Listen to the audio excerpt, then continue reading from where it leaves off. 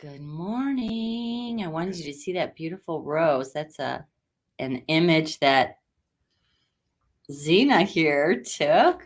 We've got one person on. I'm going to switch over to the comments so that we can see. Say hello and where you're at if you're out there. Good morning. It is Tuesday. We call it Tune Tuesday on the mothership. And we've got Strong Hearts here too. You can say, hey, she's lurking there, a lurking prayer. And I'm just introducing Zena Farrington, who we love so much, who's a member of our community. Hi, Nita. Hi, Mikey, Grand Rising. And this is her first time doing a broadcast or leading anything in our circle. So she is coming to you from Dartmoor, UK, and it is so beautiful. And that image that's behind there is one that she's taken. She's always out on the lands and sharing gorgeous, unbelievable area that she lives in, and also with her talent as a vocation photographer. But she's going to introduce how she came to this, and she's like us, a spirit nerdy warrioress, not war in the traditional sense, but pushing the effort for the light. And I'm going to turn it over. Nancy is in Florida. Mikey's in Eugene. Nice. Nita, I already knows, in Wisconsin. So hello to anyone who joins now or later. And I'm going to turn the rose mic. I call it the rose mic because I actually have like a rose mic. So over to Zena, and she's going to do a little reading for us this morning and whatever else our priestess would like to do. Thank you, Zena. I'm going to leave the room and let you take it, the stage. Okay, well, good morning or afternoon, wherever you be in the world. The last 24 hours, I have much gratitude for, and I think that's a good way to start, to just think of how special a 24-hour day can be, just to reflect a little while.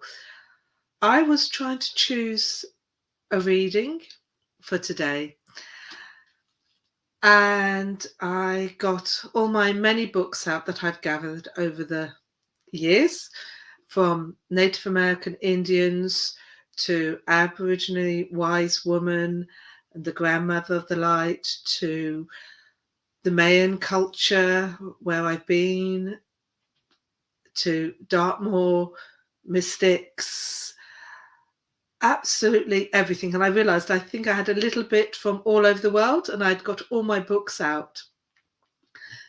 And I still couldn't find, I still couldn't find anything I was really happy with. So in the end, I literally this morning threw my toys out the box, threw the one book down that I hadn't actually looked at because I thought it wasn't correct. And then I said very flippantly to my dog, Zelda, okay, you choose for today then. So she picked the book up, literally opened it with her paws, put it in her mouth, and took it to her basket. And these were the pages that were in her mouth. It was page number 366 through to 369, which I'm sure some of you will realize the significance of that, which is Tesla.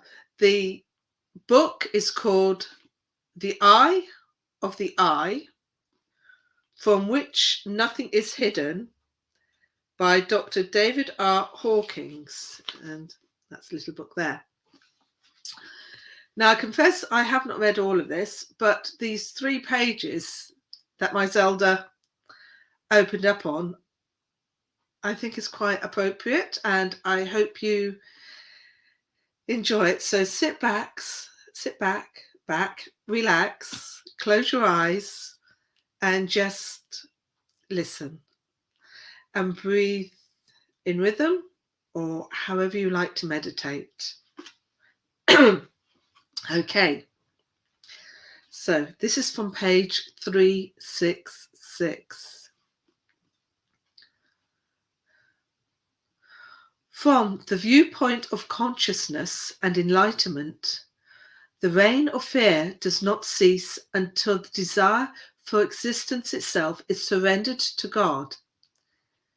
In the silence that ensues comes a great realization that one's existence has always been due to the presence of the self that has attracted from the universe wherever it is necessary for survival. Karmic destination for survival then ensures that survival is provided by virtue of the power of the self to physically breathe, be strength, hunger, curiosity, and intelligence. The ego is the imagination doer behind thought and action. Its presence is firmly believed to be necessary and essential for survival. The reason is that the ego's primary quality is perception, and as such, its causality is limited, or ego sees itself as cause and action and events as effects. In reality, action and survival are taken place automatically and are actually autonomous. They are active by the life energy emanating from the self, and the qualities of the universe supply the forms. Notice, for instance, that in a clinical state of amnesia, human life continues even when the source of imagined identity is lost. Notice then that all fear is fear of lost identity, existence, survival. This is connected to identifying the self and the source of existence in life as form, thoughts, feelings, body. The resolution of fear is therefore the willingness to surrender one's existence in all its expression to God. With that total surrender arises the awareness that the self is formless, and that it's not form but the formless within the form that is the source and the experience of life. It then becomes obvious that death is commonly believed is not even a possibility. There is no opposite or alternative to God. It is the spirit within the body that says, I am. The body of itself does not even know that it exists. So the question then comes to mind, which is continuation here, is what is simplicity? The answer, he writes, is all spiritual truth is contained in every spiritual concept. It is only necessary to completely, totally understand one single concept, to understand all of them in order to arrive at the realization of the real. The secret of success is to choose one concept of spiritual tool and pursue it with intensity, non-stop, to its ultimate end. It could be forgiveness or kindness carried to the absolute, or it could be the third step from a 12-step program. It then gets applied to every single thought, feeling, action, or behavior without exception. It takes only a single scalpel to dissect the entire human body, and it only takes a single spiritual scalpel to dissect oneself free of the ego. In the beginning, it takes effort because of resistance, but when willingness becomes perfected due to progressive surrender, the tool takes on a life of its own. There is no longer a me to do it. One eventually realizes the tool is being guided by something other than the personal self. One does not find the truth, so it is futile to seek. divination reveals itself effortlessly.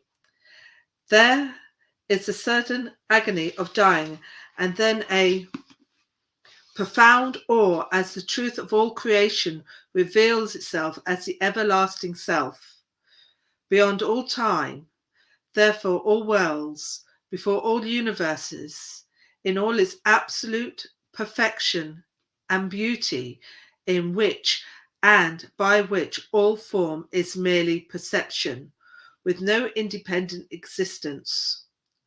All is one. There is no here or there, no subject or no objects, no me or you. The mind stilled forever. There is no individual self. All is by virtue of its own essence and shines forth spontaneously in absolute perfection. There is no casualty. Everything is already is. The body is merely an it, a karmic wind-up toy that goes about its destiny on its own. It never needed a me to run it all. How could such a thought ever arise and held sway? There is nothing more wonderful than arriving back home again to one source. And that ended on that page. I hope that you enjoyed it, and that was by The Eye of the Eye, from which nothing is hidden, by Dr. David R. Hawkins. I hope you've enjoyed that little section, and many blessings to all, wherever you be in the world. Thank you for listening today.